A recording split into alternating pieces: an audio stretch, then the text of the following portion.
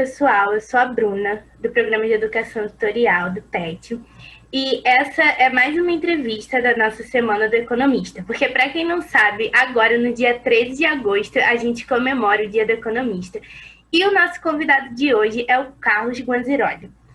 Para quem não é familiarizado com o currículo desse grande economista, ele possui graduação em Economia pela Universidade Nacional de Buenos Aires, mestrado em Planejamento Urbano e Regional pela Universidade Federal do Rio de Janeiro, doutorado em Economia pela Universidade de Londres e pós-doutorado pela Universidade da Califórnia. Já foi pesquisador da Organização para a Alimentação e Agricultura da ONU, do Instituto Interamericano de Cooperação para a Agricultura e também já colaborou pelo Banco Mundial com a Unicamp. Atualmente é professor titular na Faculdade de Economia da Universidade Federal Fluminense, que é a UF. E boa tarde, professor, tudo bom? Boa tarde, Bruna. Como vai? Prazer de estar com vocês. Sim. Também, prazer é todo nosso. Então, a nossa primeira pergunta e clássica é: quando e como o senhor decidiu ser economista? Poxa, boa pergunta. Essa foi boa pergunta. Na verdade, eu, quando era garoto, estava querendo ser agrônomo. E a minha mãe falava: não, agrônomo não, você vai ter que ficar no campo o tempo inteiro, não é bom, não, faz economia que vai ser mais interessante. Aí eu fiz economia, mas na prática me dediquei à economia agrícola, o que eu faço atualmente é economia rural. Ou seja, no fundo eu gostava muito da agricultura y fiz a carrera de economía, claro, más me especialicé en temas de desenvolvimento regional, desenvolvimento agrícola, desenvolvimento econômico. Uhum. Foi um pouco essa questão. Sempre da questão da economia agrícola desde jovem, né? Sim. Sim. E, assim, durante a graduação, você teve alguma dificuldade? Já que você queria ser agrônomo, aí foi para economia, o curso foi tranquilo, foi tudo ok? Sim, teve algo que não era esperado? É que eu fiz a faculdade nos anos 70, foi uma época muito movimentada, sabe? Uma época de muita politização. Eu participei também dos movimentos estudantis, então era muita atividade, foi muito boa essa época, muita gente, muita reunião, muita passeata, muita discussão. Então, na verdade, a gente estudava economia, mas a gente queria fazer uma revolução, não era só a economia que a gente queria fazer. Então, era tudo muito em torno da superação do sistema e tudo isso. Depois a gente vai crescendo, claro que a gente vai vendo que as coisas são diferentes, mas a minha formação foi muito combinada entre participação em movimentos e estudar. Prática, eu só estudava à noite, cursava à noite, de 7 da noite às 11 da noite, que eu tomava aula. Durante o dia eu trabalhava, fazia atividade de movimento estudantil e cursava à noite. Assim que fui fazendo, né? Assim me formei. Uhum. E como que você conseguiu migrar para a sua área de atuação atual, que é esse lado mais agrícola, que estava ali nesse movimento de revolução, economia, e conta aí. Bom, a história é longa, porque o que acontece? Nessas épocas eu tive que finalmente sair da Argentina, houve problemas, eu vim para o Brasil. E vim para o Brasil e comecei a trabalhar em uma ONG que era ligada a questões agrícolas, que se chamava IBASE, que ainda existe o IBASE, com Betinho, Herbert de Souza, foi muito conhecido. E ele, nessa ONG, se trabalhava muito as questões agrárias, a questão da reforma agrária e tudo isso. Então eu andei viajando muito pelo Brasil, participei de muitas reuniões, muitas discussões, inclusive na elaboração do primeiro plano de reforma agrária e depois do PRONAF, né, que é o Programa Nacional de Agricultura Familiar. É decir, fui já entrando na UF, isso foi depois, né? Isso foi antes da UF, foi nos anos 80. Entrei na UF em 92, mas nessa década de 80 trabalhei em ONGs e ONGs que trabalhavam nessas questões agrárias, né? Isso foi que me levou a me interessar mais, e aí fui fazer o doutorado em 86, já ligado à economia agrícola que fiz em Londres. Mas o mestrado, eu tinha feito entre 79 e 83, fiz um mestrado no IPUR, na COP e o FRJ, na verdade, mais que planejamento urbano, eu fiz planejamento regional, ligado à agricultura, que fiz sobre Angra dos Reis. Então, já aí me entrosei mais com isso, junto com a ONG que eu trabalhava, e em 86 fui fazer o doutorado em Inglaterra já para consolidar mais os conhecimentos de economia agrícola e tudo isso. Essa foi um pouco mais ou menos minha trajetória até aí. Depois continuei, daí em diante fui continuando. Ah, entendi. Um pouco por isso. Foi meio tumultuada. Minha experiência de vida é uma mistura de política, de ONGs, de academia, né? Por exemplo, vocês vão ver que eu acabei publicando muita coisa, mas foi sempre em função de trabalhos que eu fiz, de pesquisas, certo, ligadas a essas questões. Entendi. E agora uma pesquisa mais técnica, uma pergunta mais técnica. Para as pesquisas que você usa nos seus trabalhos e tudo mais, qual é a ferramenta assim que você mais utiliza? Olha, ultimamente, nós desde nos anos 90, eu tive contato com uns franceses do Instituto Agronômico de Paris-Grignon, que vieram para o Brasil e nos passaram uma metodologia muito interessante que se chama Metodologia de Diagnóstico de Sistemas Agrários, um enfoque sistêmico.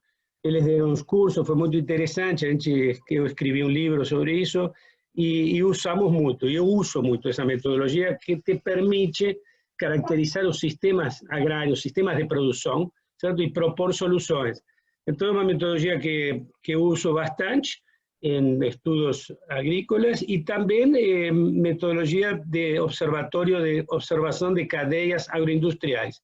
Essa foi outra metodologia que eu desenvolvi com uns colegas quando fizemos um trabalho para o ICA. Então, são as duas metodologias, a de cadeias agroindustriais, mais assim ligada ao agronegócio, que hoje eu estou mais envolvido nessas questões, e quando se trata de trabalhar com pequeno agricultor familiar, usamos a francesa, a metodologia francesa, que é metodologia de análise diagnóstico de sistemas agrários. São basicamente essas duas metodologias que eu uso, que implicam em trabalho de campo, tem parte econométrica também, e tudo isso. Entendi. Aí, por exemplo, se tem um estudante da graduação que ele quer entrar mais para esse lado da agrária, esse lado que é a sua área de atuação agora, você recomenda ele já começar a dar uma lida sobre essas questões das análises, de como são feitas e tudo mais? Aconteceu já várias vezes. Eu tive excelentes alunos de graduação. Inclusive, para você ter uma ideia, publiquei 2 artigos en revista académica científica con alumnos de graduación que vieron, inclusive conseguimos emplacar papers no Congreso da SOBER. Congreso da SOBER é um congreso muito bom de agricultura. Então, teve uma aluna que fizemos um trabalho em 2012 e outra em 2016, que foi a Karina Vinson. Y ahora después fue Paola Brandón. Van a salir 3 artigos publicados en revistas y difundidos en congresos. Y ¿cómo funcionó eso? Fueron orientandos meus, yo pasé a metodología, ellos aplicaron y hicieron papers. Y tuve otra de mestrado también que aplicó la misma metodología aquí en la región serrana fluminense. Fora isso, também eu me adapto, né? Tem alunos que vêm com outras ideias e eu também sigo outras metodologias econométricas simplesmente, como tenho alunos de doutorado, etc. Mas com alunos de graduação tive muito boas experiências em pesquisa, viu? E publicação de artigos, que foi muito legal. Entendi. E assim, para tratar os dados, normalmente a gente usa R, Stata, Python. O senhor tem usou durante a sua carreira?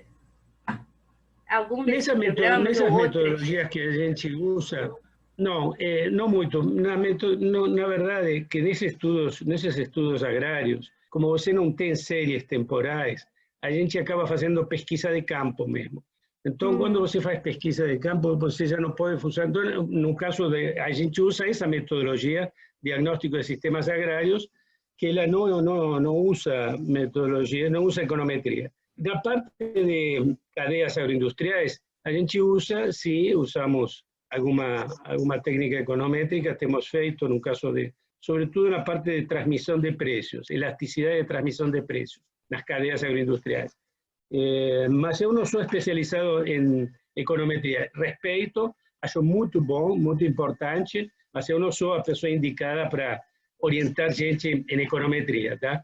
Eu trabalho com metodologias mais de campo, por exemplo, que depois tem todo um beabá, né? Um início, meio e fim, mas não são necessariamente econométricas. Tá? Entendi. Então, para um aluno da graduação que quer começar a ir para essa área, qual é a sua dica, assim? O que você falaria hoje no Brasil, do jeito que está? Quero começar a estudar, quero ser como o senhor. Qual é a dica? Não, bem, por isso que eu dou uma matéria de economia agrária, então sempre, para poder fazer pesquisa na agricultura, você tem que ter um conhecimento de economia agrícola. E a economia agrícola, para você ter uma ideia, tem uma espécie de microeconomia diferente. Tem uma série de questões na agricultura que funcionam o contrário que vocês estudam em microeconomia. Por exemplo, quando os preços agrícolas caem, a produção aumenta. Exatamente o contrário que você estuda em microeconomia. E é uma característica da agricultura. Não tem economias de escala constantes, ou seja, tem uma série de particularidades. Então, é necessário entender primeiro a lógica, né, a partir de textos acá teóricos, algumas teorias que a gente passa, e a partir daí pensar na possibilidade de um estudo de caso. Por exemplo, agora tem um aluno meu que vai fazer um estudo sobre o tomate, a partir de alferes. Então vai ser super legal. Vamos estudar a questão da transmissão de preços com a SEASA. São estudos específicos, né? Mas primeiro precisa cursar uma matéria de economia agrária para você ver a questão de conjunto e onde que vai se inserir em um trabalho, né? E fazer um trabalho. A questão é fazer, por exemplo, pesquisa de campo. Às vezes com recursos, a gente consegue alguns recursos para bancar 10, 15 dias em alguma região, aplicar algum questionário, a gente consegue de vez em quando alguns recursos para isso. Tá? Entendi. E o que o senhor, agora mudando um pouco o foco, o que o senhor mais gosta na sua profissão e em ser economista? Como? O que o senhor mais gosta da sua profissão, da sua área, assim? Olha, eu trabalho muito, tive a sorte, digamos, de trabalhar para organismos internacionais. ¿Está me ouvindo, Bruna? Que está travada, a tua imagem está congelada. Deu uma congelada, mas estou escutando. Está ouvindo? Aham, estou. Está escutando? Bom, então, eu trabalhei e fiz muitas coisas assim para a FAO, das Nações Unidas, né? Então, me tocou estar em Moçambique, estar em Uganda, estar em Angola, em África do Sul.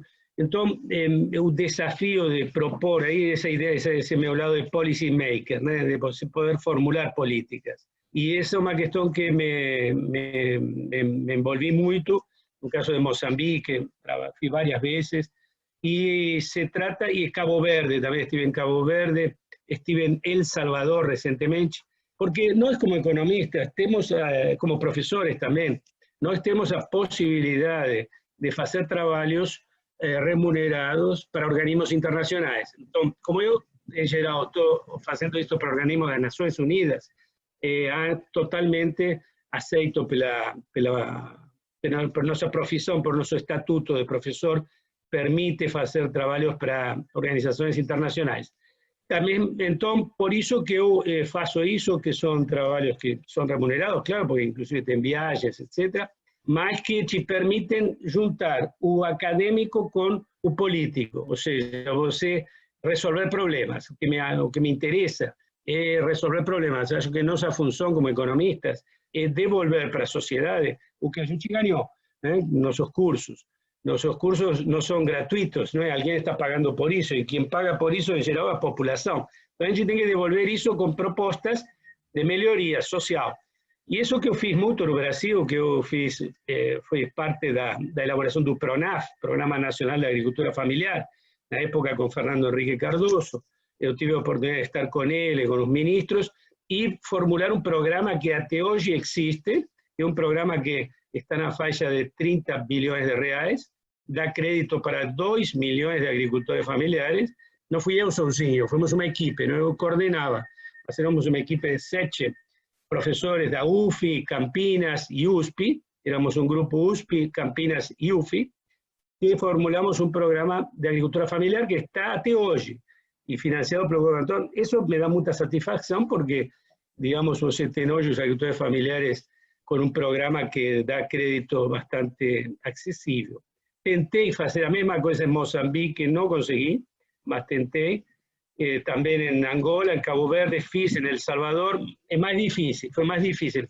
Tentei, não, digamos, elaborei, mas nos países africanos as coisas são mais complicadas. Nessa conjuntura do governo Fernando Henrique Cardoso, se deram uma série de coincidências, uma pressão muito grande no movimento sindical, da CONTAG, uma intervenção forte do meio acadêmico, nós e outros grupos mais, e uma disposição política do presidente da nação, e por isso esse programa avançou, né? Se criou esse programa. Então, esse desafio, né, de juntar traduzir o acadêmico ao político, porque o que acontece? Se você vai a Brasília e se reúne com ministros, e não, você não pode chegar lá com um cálculo econométrico, com um paper, com uma regressão, eles não entendem nada, nem querem entender nada disso. Você tem que traduzir isso em poucas palavras, 15 minutos no máximo, e dizer, olha, eu sugiro esta proposta, minha proposta é essa, e isso está testado e calibrado, etc., mas você não tem que entrar nos detalhes técnicos, você tem que conseguir traduzir o trabalho científico. Eles não vão ler nada disso, não lêem nenhum dos papers que a gente escreve, são lidos nunca em Brasília, por ninguém. Então você tem que ter gente que seja capaz de traduzir e de dialogar e conseguir que isso avance, né? Então, esse é o maior desafio, eu acho, na minha vida sempre foi esse. Tentar fazer pesquisas que tenham algum efeito prático, que não seja só para nosso consumo. Muito legal, professor. E uma dúvida agora, outra, né, pergunta é, por que o Brasil? A gente olha seu currículo, tem, como você falou, vários trabalhos pela África, Europa, Argentina, que é, né, sua casa. E por que o Brasil? Bom, porque eu vim morar aqui, né? Vim morar aqui e eu, inclusive, ganhei muito do Brasil, porque, veja bem, eu tive um mestrado bancado no Brasil, pelo CNPq, na UFRJ. Meu doutorado foi bancado pelo CNPq também durante 4 anos em Londres. E o pós-doutorado foi bancado também pela CAPES de Estados Unidos. Então, tenho uma devolução e, digamos, me sinto comprometido a devolver isso para o país. E eu já moro no Brasil, eu sou brasileiro, eu sou naturalizado brasileiro, né? Já moro aqui desde o ano 79. Eu já sou brasileiro e meu país agora é o Brasil mesmo. Na Argentina eu não tenho quase nada, sou familiares, mas não tenho nenhum tipo de atividade acadêmica com a Argentina. Só uma coisa que agora estamos fazendo pela UFI, que está muito interessante, que se chama PRINT, Programa de Internacionalização da CAPES, que eu sou coordenador, e que a gente está em convênio com uma universidade argentina, Universidade Nacional del Sur, de Bahía Blanca, e vamos a publicar um livro este ano com 26 artigos, 13 da Argentina e 13 do Brasil, comparando as políticas sociais, macroeconômicas, ambientais, industriais e energéticas dos 2 países. Então vai ter artigos sobre política industrial de aqui e de lá, sobre transferência, sobre educação, sobre agricultura, comparando as políticas dos 2 países. Então, eu estou coordenando esse trabalho, financiado pela CAPES, e calculamos que para março, abril do próximo ano vamos ter um livro. Tá? Então, isso estou fazendo agora com a Argentina por primeira vez depois de muito tempo. Né? O da África foram, digamos, trabalhos, eu não me fixei nesses países, foram viagens rápidas. Né? A maior parte da minha atividade foi sempre aqui no Brasil. Eu gosto do Brasil, claro. Ah, entendi, professor. E a última pergunta agora, para fechar esse bate-papo, esse questionáriozinho, é: quais pensadores mais influenciaram, assim, na sua formação? Boa pergunta. Olha, originalmente foi Marx, mas hoje já não estou mais nessa. No início foi Marx, mas hoje eu sigo muito a linha da economia institucional, da New Institutional Economics. Então, gosto muito do Douglas North, gosto muito do Aaron Acemoglu, gosto muito também do Amartya Sen, gosto muito também da Robinson, que trabalha com Acemoglu, e essa linha dos institucionalistas. Eu recomendo muito um livro de Acemoglu que se chama Por que as Nações Fracassam, um livro excelente. Então, hoje não tenho mais nada, obviamente que o pensamento vai evoluindo, né? A gente ainda guarda memórias e anotações da época que eu era mais Marx, mas hoje, quando eu dou o curso de desenvolvimento econômico, eu sou totalmente eclético, porque eu dou desde Adam Smith, Ricardo, Marx, John Stuart Mill, Marshall, Keynes, Schumpeter, e finalmente chego nos neoclássicos, ou seja, eu faço uma espécie de HP do desenvolvimento econômico, no qual todos os autores têm algo a contribuir. E eu não posso te dizer hoje que eu defendo uma escola. Eu acho até seria muito presunçoso de minha parte dizer eu sou Schumpeter, eu sou Keynes. Para eu poder dizer isso, eu teria que ter um conhecimento muito maior de todos os autores para depois negar o restante. Então, o cara que diz eu sou keynesiano, ele teria que demonstrar isso fehacientemente em relação a todos os outros. Eu não me sinto capaz disso. Não me sinto capaz de dizer esta é a teoria econômica mais acertada. Eu acho que depende das circunstâncias, cada teoria explica uma parte. Se você vai analisar o mercado de peixe de São José, em Niterói, você vai ter que fazer uma análise de mercado clássica, neoclássica, análise micro. Mas se você vai analisar a história da industrialização no Brasil, você vai ter que pegar aspectos cepalinos, keynesianos. Depende. Hoje, para mim, a questão mais importante é a questão institucional, que acho que está travando mais o desenvolvimento econômico, e hoje, por hoje, eu gosto mais de ler os autores institucionalistas, sem negar os anteriores, e sem também dizer que são os únicos. Tá? Eu acho que nunca... É muito difícil a gente se definir e dizer eu acho até muito presunçoso alguém, ou muito, digamos, restrito, você diz, eu sou isso. Bom, tem 500.000 economistas no mundo, tem papers que são publicados todos os dias, rebatendo ideias, então a gente tem que ler muito para mais ou menos se formar um pouco uma ideia do que a gente acredita mais, tá? Um pouco por aí. Como a gente teve mais um tempinho, agora eu vou fazer uma dúvida minha mesmo. Você acha que a língua, o senhor sabe falar inglês, espanhol, português e tem mais alguma? Mas não, nada mais. Não? Nada mais. Então, mas Não. é uma boa, assim, é o que mais ou menos o mercado está exigindo da gente, né? Sempre essas 3 línguas. E você acha que é um diferencial hoje você saber, tipo, entrando na graduação de economia, procura também estar fazendo um curso, tá procurando essa questão da língua? Você acha que, assim, foi um diferencial para você? Isso aí é fundamental. Vou te contar uma coisa. Quando eu fiz o doutorado em Londres, lá tinha um setor na universidade que se chama vacancies, ofertas de emprego. E os garotos, as pessoas terminavam um mestrado, um doutorado, e já saíam direto para a China, para a Palestina, para a Índia, para Paquistão, para qualquer país, a trabalhar pelo Banco Mundial, pela Unesco, pela FAO. É dizer, e a maior parte desses postos de consultoria e de pesquisa são ocupados por pessoas europeias e americanos. Raramente você vê um brasileiro de óleo, por exemplo, no mercado de trabalho internacional. Eu acho uma pena, porque o Brasil teria... Então, se você entrar hoje na FAO, Unesco, tem vagas para você ir para passar 3 meses na Índia, entendeu? Agora, tem que saber inglês perfeito, com certeza, e o francês, mas inglês, sem dúvida, porque aí é fundamental, porque você vai ter que escrever em inglês. Eu tenho normalmente que fazer meus reports em inglês. E isso sempre foi assim. Da mesma forma para a leitura. Hoje você não pode se limitar ao que está escrito no Brasil. Tem muita gente que não sai do circuito UF, Unicamp, UFRJ e o paper que se publicou na última revista da SPE ou no DAMPEC. Não, isso aí não é nada. Hoje você tem que ler os artigos internacionais, das magazines, que todo dia sai um artigo diferente. e então, no mínimo, tem que estar atualizado na literatura, né? Pelo menos da área que te interessa, claro, você não vai ler de todas as áreas. Se você é da área de economia do trabalho, teria que seguir umas revistas internacionais e ver o que se está produzindo.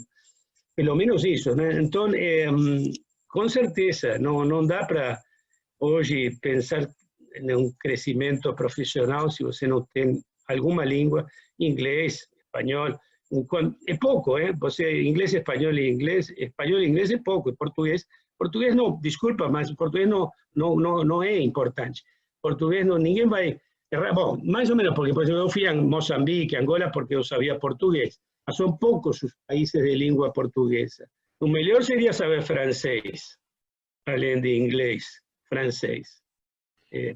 E se quiser chinês também porque não mandarim. Mas é mais complicado. Verdade. Mas também, quem sabe. É verdade. Então, professor, a gente encerrou, assim, eu queria agradecer ao senhor por ter aceitado o nosso convite e enfatizar que você é uma referência para a gente nessa questão de políticas públicas, acredito não só para a gente, para toda a comunidade acadêmica. E se o senhor quiser falar alguma coisa, deixar algum recado para os jovens economistas, porque a gente, né, acredita que muitos vão ver esses vídeos, então pode falar. Não, só para acrescentar que quem seguir a carreira acadêmica e for professor, por exemplo, não está limitado a fazer estas atividades, porque tem a lei 12.272 de 2012 que permite a realização de atividades remuneradas pelos professores universitários, mesmo sendo de dedicação exclusiva, em caráter esporádico e dentro de certas limitações. Então, por exemplo, nós na UF temos uma fundação que se chama FEC, Fundação Euclides da Cunha, e eu mesmo agora estou coordenando um projeto de regularização fundiária, financiado pelo Ministério do Desenvolvimento Regional, que a gente vai titular 3.000 famílias do estado de Rio de Janeiro. E tudo isso é feito através da FEC, né? E todo totalmente referenciado e apoiado pela reitoria. Não há nenhum problema um professor universitário fazer atividades a través da fundação ou a través de organismos internacionais. É mais difícil quando a pessoa quer abrir empresa de consultoria e ser professor, isso é mais complicado. Mas sendo pela fundação, organismo internacional, é possível. Então, a carreira de professor é uma carreira que te permite, além de dar aula, que é muito interessante, também participar em atividades remuneradas e em pesquisas internacionais, por exemplo.